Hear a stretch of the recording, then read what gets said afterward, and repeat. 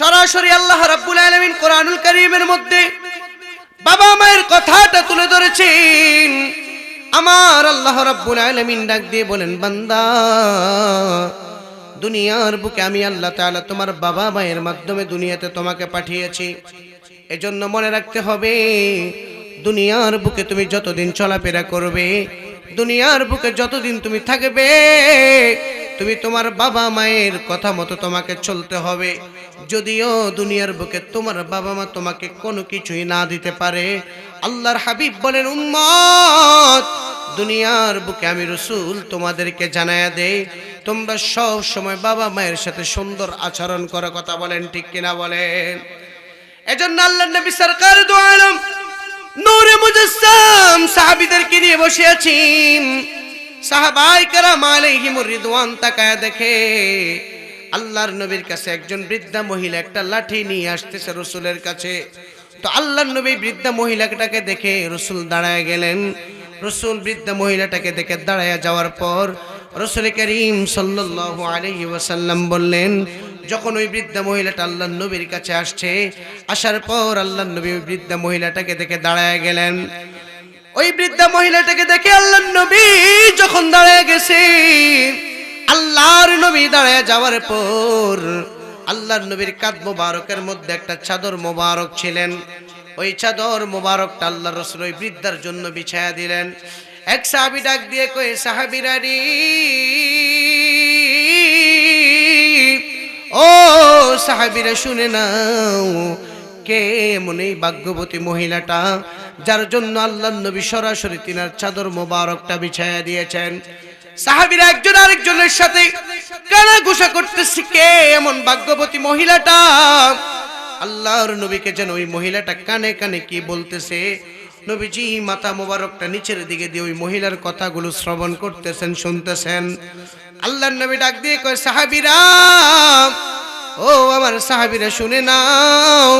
সাহাবীরা রাসূলকে বললেন, ইয়া রাসূলুল্লাহ, ওই বৃদ্ধাটা যাওয়ার পর, ওই বৃদ্ধা মহিলাটা যখন চলে গেলেন নবীজির কাছ থেকে, চলে যাওয়ার পর আল্লাহর নবী জিজ্ঞেস করলেন, সাহাবী তোমরা কি কানা ঘোষা করো? আমি জানি, আমি রাসূল জানি তোমরা একে অপরকে কি বলতেছ। সাহাবীরা বলতেছে, ইয়া রাসূলুল্লাহ, নবী গো, ও মায়ের নবীজি, আমরা আপনার কাছে জানতে চাই, কে এই বৃদ্ধা মহিলাটা যার জন্য আপনার রহমতের চাদর মোবারকটা বিছিয়ে দিয়েছেন? জোরে বলেন না সুবহানাল্লাহ। আরো জোরে বলেন। নবীজি চাদর মোবারকটা বিছিয়ে দেওয়ার পর ওই বৃদ্ধা মহিলাটা চাদর মোবারকের মধ্যে বসলেন। আমার নবী বললেন, সাহাবী, ওই বৃদ্ধা মহিলাটা ছিলেন আমার দুধমা হালিমাতুস সাদিয়া। জোরে বলেন না সুবহানাল্লাহ। এজন্য রাসূল বলেছেন, বাবাকে তোমরা কাবা জানিও, মদিনা জানিও, মাকে যদি গো তারা বেঁচে থাকে। কথা বলেন ঠিক কিনা? ওই আমি করি নাই, করিতে পারি নাই, আমি করি নাই, করিতে পারি নাই, পিতা মাতার খেদমত করিও আমার উম্মত, করিও আমার উম্মত। বাবার মুখেতে মায়ের মুখেতে যে তুলে দিবে গোখানা, তাতে খুশি রব্বানা। জোরে বলেন না আল্লাহু আকবার। এই সমাজের মধ্যে অসংখ্য সন্তান আছে, মাকে দেখলে গালি দেয়, বাবাকে দেখলে গালি দেয়, আছে না নাই? আল্লাহর রাসূল বলেন, উম্মত মনে রেখো, আমি রাসূল তোমাদেরকে জানায়া দেই যে যারা আল্লাহ তাআলার পরে মা বাবা, অর্থাৎ আল্লাহ এবং তার নবীর পরে যারা বাবা মায়ের সাথে বেয়াদবি করে, আল্লাহর রাসূল স্পষ্ট জানায়া দেয়, মনে রাখবা, যদি তুমি তোমার বাবা মাকে কষ্ট দাও, যদি তিনারা তোমার প্রতি অসন্তুষ্ট থাকে, যদি তোমার প্রতি তারা নারাজ থাকে, তাহলে স্বয়ং আল্লাহ তোমার প্রতি নারাজ হয়ে যাবে। আর যদি তারা তোমার পক্ষে তারা যদি সর্বদা তোমার প্রতি খুশি থাকে তাহলে স্বয়ং রব্বে কারীম তোমার পক্ষে খুশি হয়ে যাবে। জোরে বলেন না সুবহানাল্লাহ। নবীজি মা বাবার আলোচনা করতে গিয়া আল্লাহর নবী সরকার দো আলম নূরে মুজাসসাম রহমাতুল লিল আলামিন কামলিওয়ালা নবী সাহাবীদের মজলিসে বসার পর আল্লাহর নবী বললেন, সাহাবীরা যদি কেউ মায়ের দিকে একটা নজর তাকায় তাহলে আমি রাসূল তোমাদেরকে জানায়া দেই সে একটা কবুল হজের সওয়াব পেয়ে যাবে। এক সাহাবী ময়দান থেকে উঠে ডাক দিয়ে কই, নবী গো, ও মায়ের নবীজি, আপনার কাছে জানতে চাই যদি কেউ মায়ের দিকে নেক নজরে দৈনিক 100 বার তাকায় তাহলে সে কয়টা হজের সওয়াব পাবে? আল্লাহর নবী ডাক দিয়ে কই, সাহাবী ও আমার সাহাবী রে, যদি মায়ের দিকে কেউ দৈনিক 100 বার নেক নজরে তাকায় তাহলে আল্লাহ তাআলা তার আমল নামায় 100টা কবুলে হজের সওয়াব দান করে দিবে। জোরে বলেন সুবহানাল্লাহ।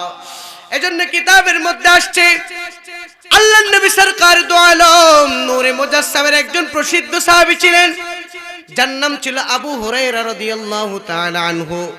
এই আবু হুরায়রা ছিলেন একজন মুসলমান মুমিন ইমানদার, কিন্তু আবু হুরায়রার মা ছিলেন একজন মুশরিকা, অর্থাৎ কাফের ছিলেন, বেঈমান ছিলেন। আবু হুরায়রা যেদিন থেকে কালিমা পড়ে নবীর কাছে মুসলমান হয়েছেন, ও দুনিয়ার মানুষ, আবু হুরায়রা বলেন পৃথিবীতে আমার নবীর মতো দরবার, অর্থাৎ আমার নবীর দরবারের মতো বড় নিয়ামতের দরবার আর কোথাও, কথা বলেন আছে, জোরে বলেন আছে।